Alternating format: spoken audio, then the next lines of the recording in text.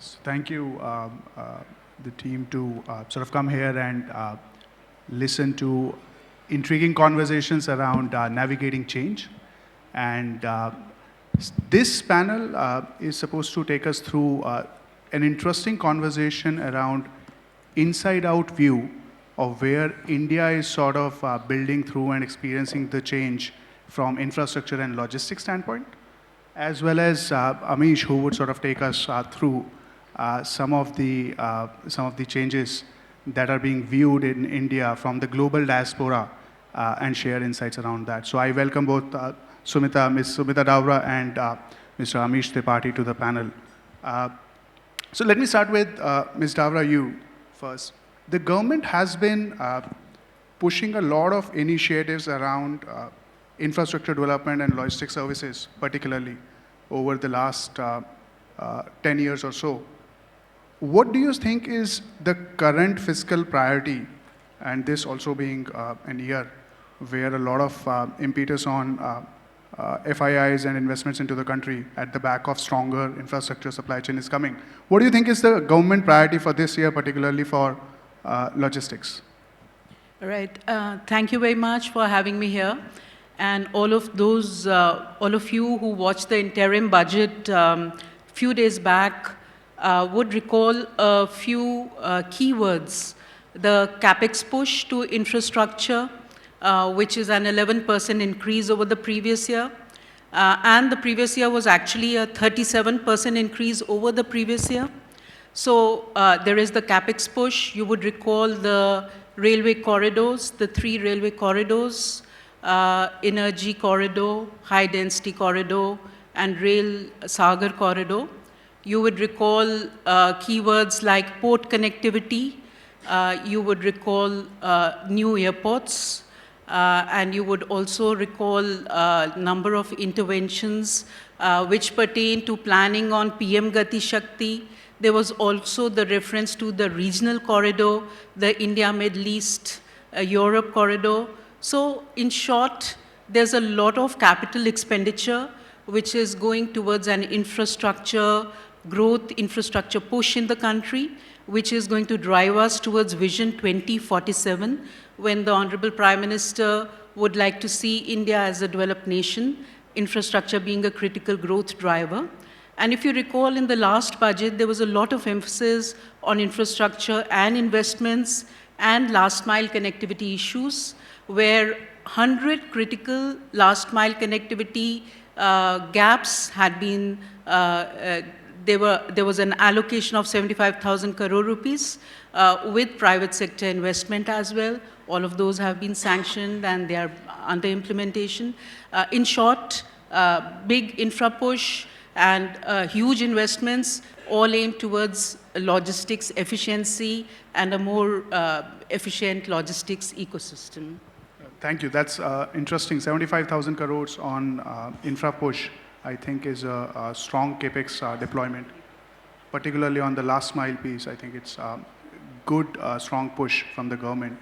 Amish, if I can circle back from the global perspective to this investment, this kind of investment that is going onto the infrastructure and parts of unbundled infrastructure like last mile, first mile, and let's say the road corridors and industrial corridors.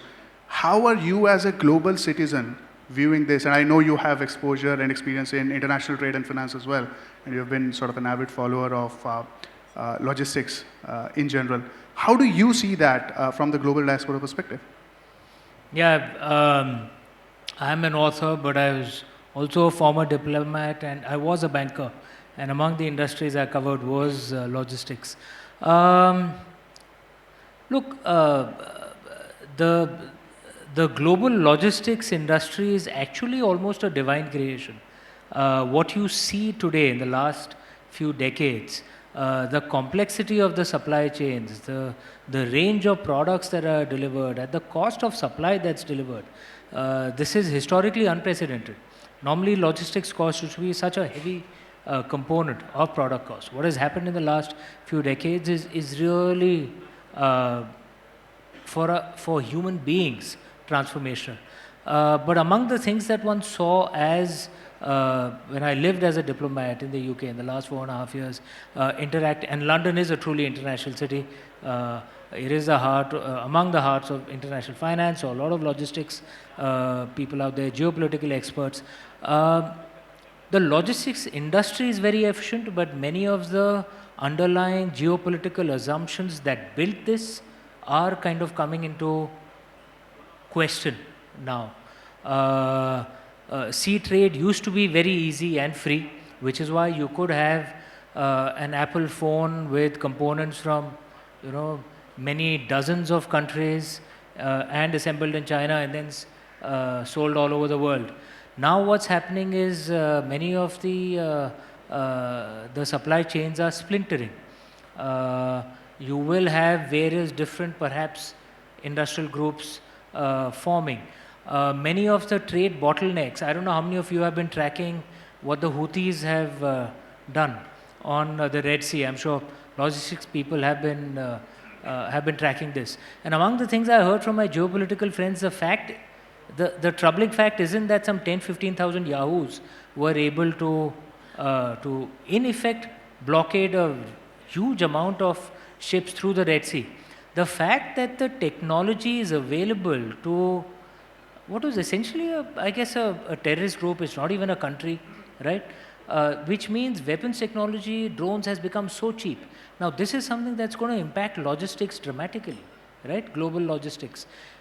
And to that point, I think India has an even bigger role to play. So first of all, if Western companies are going to friendshore from the big communist nation to our north, India can be a big beneficiary of it. But if India can provide security to some of these international trade bottlenecks, among which is the Red Sea, I'm sure you're aware of the problems on the Panama Canal as well. But the Indian Ocean bottlenecks, if India provides security, we will benefit tremendously from it. We will help the world as well. And that, to me, is a huge opportunity that India has. It's not just a logistics opportunity, it's a geopolitical opportunity. Very interesting view. So drones are picking up, or started to pick up in India as well.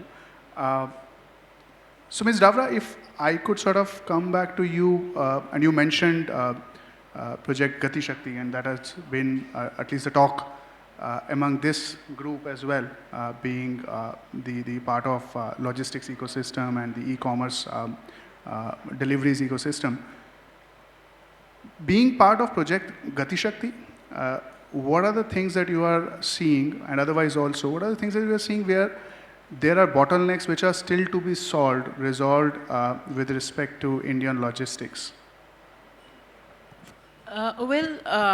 I'm sure the audience is familiar with the word PM Gati Shakti, which is a transformative approach to planning multimodal infrastructure, multimodal connectivity in the country, so that the manufacturing centers are more seamlessly connected to EXIM gateways and building infrastructure in order to facilitate seamless movement of both freight and passengers, which has implications for labor mobility, also for tourism, and so on.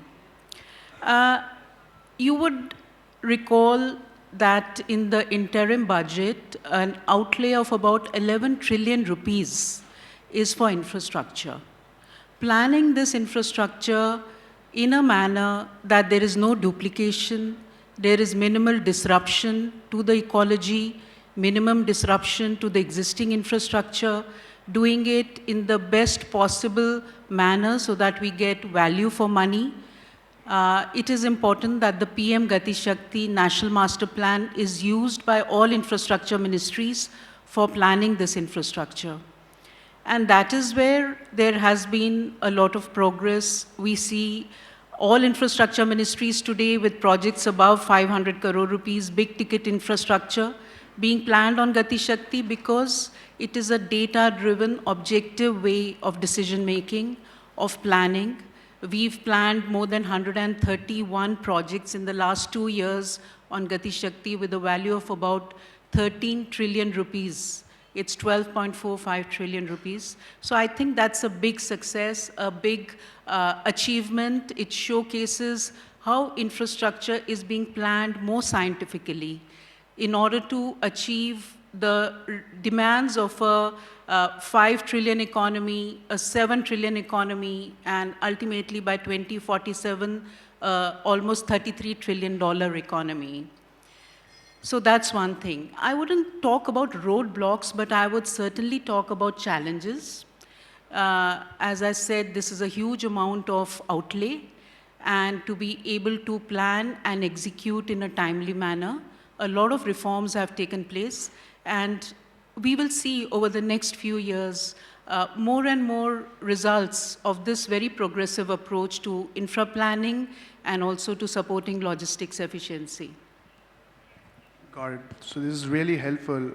One thing that Ms. Dawra shied away from speaking is that this is one of the only projects in the country where 18 ministries came together to work for it, right? So that's a massive, massive effort. It's 43 now. 43, wow. So 43 ministries very happy coming to together. say. Make this happen. Yes, 43 ministries and 36 states and UTs. It's a whole of government approach where we have more than 1,400 data layers of all the assets in the country, infrastructure assets, social assets, economic assets, and natural resources, all are mapped on the National Master Plan.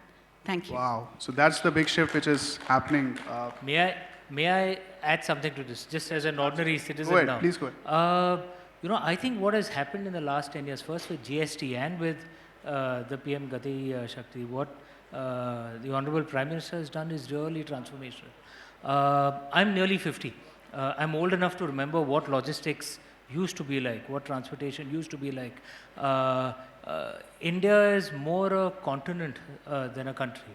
And for many decades, we weren't actually one market.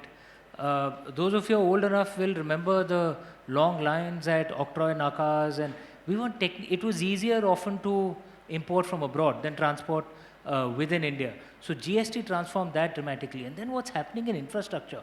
I never thought I would see this pace of change. The railway infrastructure, because I have family roots in UP. And I know the passenger and the goods trains would go on the same track. Now that they're separated out in many places. Water transport, as you all know, is actually among the cheapest. India is blessed with a huge number of rivers. We didn't really use it in the modern day. We used to use it in ancient times. We stopped using it in the modern day. That is being revived. Our port infrastructure. So of course, India itself will become a massive, perhaps one of the largest consumer markets in the world. But that will also help us export a lot better. It truly is transformational, what's happening. It's fantastic. And now the open network channel that's also coming up. So as a lay citizen, it's fantastic. That's great. And you guys should all applaud for the government. I'm not a government guy anymore. I'm just a lay citizen. That's great, and we have some of the open network folks coming up later in the sessions as well. So, Amish, while you have spoken about what is this transformation journey that India is going through and how is the global diaspora looking at it, what, as per you, have been, let's say, top 2 or 3 high points when you see this transformation happening from the outside?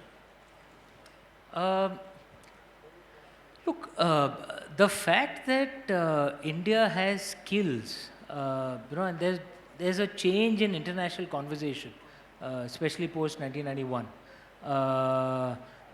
and there were various kind of inflection points. If you remember the millennial bug, that gave a huge boost to our IT industry. But our image abroad was largely still service sector oriented. We were considered to be tech whizzes or more on the service side. It's only now that that they are beginning to figure out that we can be very good at manufacturing as well. But a large part of it was stuff that only the government could have got together. You can manufacture very well, but if you don't have a good logistics network to transport it well, that is critically being set right. Secondly, I think one of the things that I find people in the West have realized, UK, US particularly, that outsourcing their entire manufacturing network to, or huge parts of their manufacturing network to China has not really been in their own long-term interests. They are realizing that. Many countries, because China has huge excess capacity. I'm sure you've read Michael Pettis, a brilliant thinker on the Chinese economy, and they want to export their lack of demand and excess capacity to the rest of the world. We'll have to suffer just because they've built too many steel plants, too many car companies, right? Which is not in our interest. Why should we suffer? Which means that all companies, it's not mercantilism, it's actually taking care of your industries from unfair competition. Which is why I'm a strong supporter of the PLI scheme that has been rolled out. Our mobile phone manufacturing would not have grown, if we hadn't done that. So there is a value in supporting our industries to become strong enough to manufacture, particularly in light of a country which has a huge excess capacity and they need someone to export it to, otherwise they will have a massive economic problem. Thank you, Amish and Ms. Dawra. If I could conclude in 10 seconds this session, I think. Yeah, but I'm going to. Would you please carry on? I'm going to run. I'm so sorry. I have a flight to catch. May I? Not everyone knows, but Amish is getting a Lifetime Achievement Award this evening. So a big round of applause for it. It usually is an award given at the end of the career. I hope. I mean, you've done enough now. Retire. Hopefully, there's more left. But yes. I have to rush. Yes. My sincere apologies. I got to rush to the airport. Just stay back for 2 minutes. That's fine.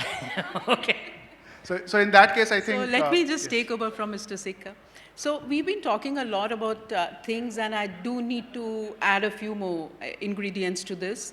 First of all, when we speak about infra, we speak about planning, we speak about PM Gati Shakti, and I know Amish is a diplomat, he travels a lot, so he also needs to know this to take the narrative forward. If we look at evidence, what has been happening in the last 2 years has been quicker planning. And one example is Railways is doing their final location survey with Gati Shakti planning at 8 times the speed than previously. So they could do 450 final location surveys in 1 year, vis-a-vis 57 in the year before.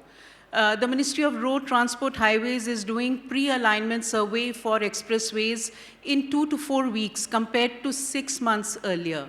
And thirdly, the Ministry of Petroleum, Natural Gas, for every gas pipeline project, they need 46 reports. They were taking about 6 to 9 months. Now they're doing it in 24 hours. So this is about infra, the evidence we have about the efficiency that has come into the country. Secondly, and lastly, the Logistics Performance Index. Infra helps to have better logistics, but we also need services. And you mentioned about cross-border trade. At Petropol, the trucks used to wait for 57 days.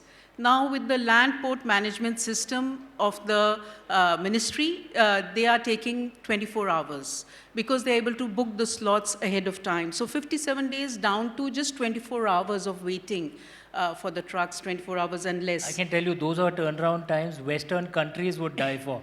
So yes, and another maybe 30, 40 seconds. Ministry of Railways, the 100% electrification is almost done. The modal shift is happening, which is also carbon friendly. And the many interventions which are brought in the ports, automation, scanners, dwell time has come down, turnaround time of ships has come down. I'm not going to quote data because Amish is in a hurry and we have 57 seconds now. And the Ministry of Road Transport Highways, fast tag, all of us use it. It used to take us waiting of more than 700 seconds. Now it is less than 50 seconds of waiting. And lastly, if you talk about customs, the integration of ICE Gate which is truly a transformational approach to handling custom-related documents. The iSkate has been integrated with ULIP, which is actually a digital single window for all logistics-related businesses. Those who are using would know. So I just wanted to quickly mention all this. There's a lot more, but we do have just 20 seconds left now, so I leave it to him to wrap up. Thank you so much. It is good to get another acronym, because I used to be in life insurance, and for us, ULIP was Unit Linked Insurance Plan. And so I think, Amish, you have a whole lot of wiser narrative now to take on logistics. I'm going to take this around and speak at all my Thank you so much, of course, ma'am. both of you, Amish and Ms. Dawra, for pulling out time and being on the stage and sharing your insights. Very helpful. Thank you so much.